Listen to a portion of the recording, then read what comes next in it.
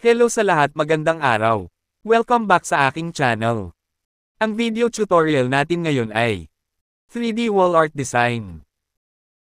Ang una nating gawin ay susukat lang tayo ng 20x40 cm rectangular. Din sa baba rectangular guguhit din kayo ng like a Philippine flag natin. At dapat ay sa center kayo mag-umpisa. At nang sa ganun ay wala pong back job. Mas maigi ay gumamit po tayo ng mahabang level bar nang sa ganon ay mapadali po ang ating ginawang mga guhit sa ating 3D wall art design. At sundan nyo lanang ng maigi ang nakasulat sa inyong screen. Ang gamit nga pala natin dito ay level bar na mahaba, lapis, at saka 4 na kulay ng pintura, light green, sky blue, pink, and gray, pero deep hindi. Nasa sa inyo pa din ang desisyon kung anong kulay ang gusto mo, kung baga. Nasa iyo ang huling halakhak, hihihi. So tapos na tayong gumawa ng mga guhit o kulom, umpisa na tayo sa pagpintura. Unahin natin ang 20x4 na po rectangular na sukat at gamitan natin ng kulay sky blue.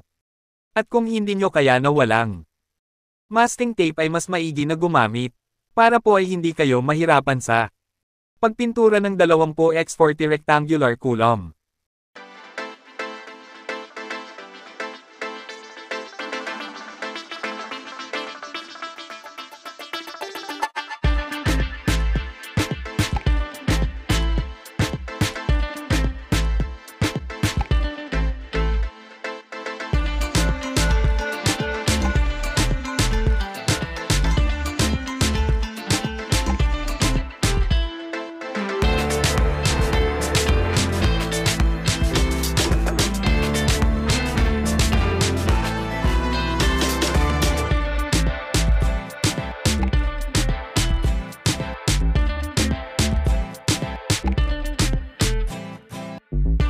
Ayan, tapos na tayo sa big kulom. Dadako na tayo sa kulay pink.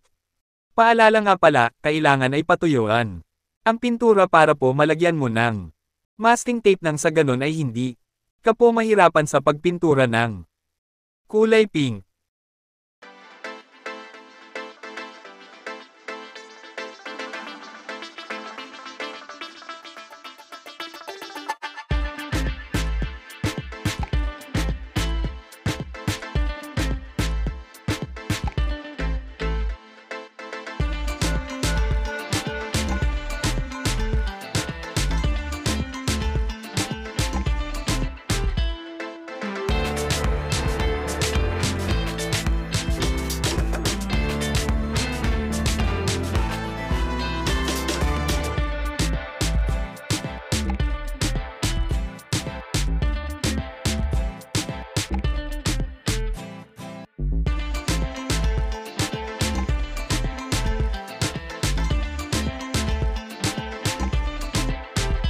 Ang susunod na kulay ay light green.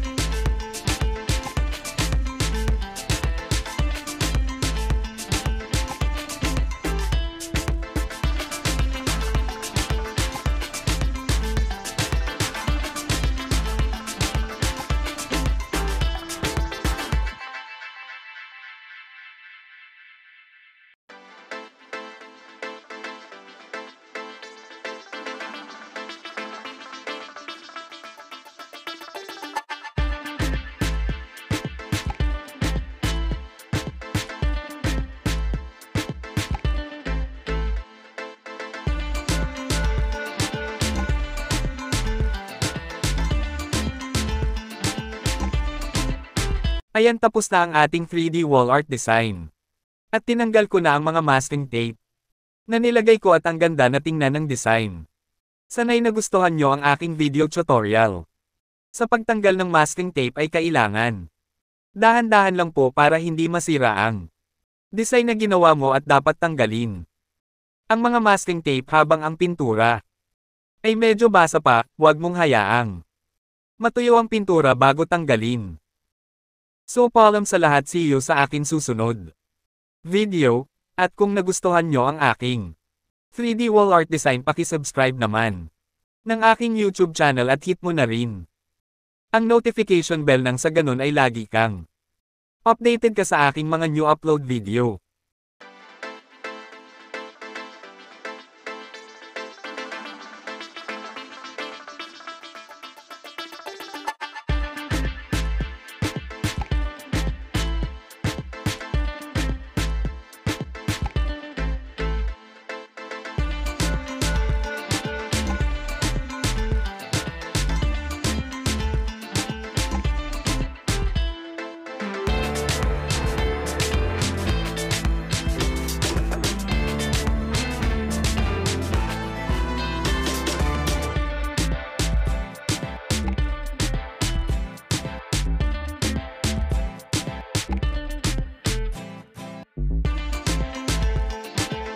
Thank you for watching.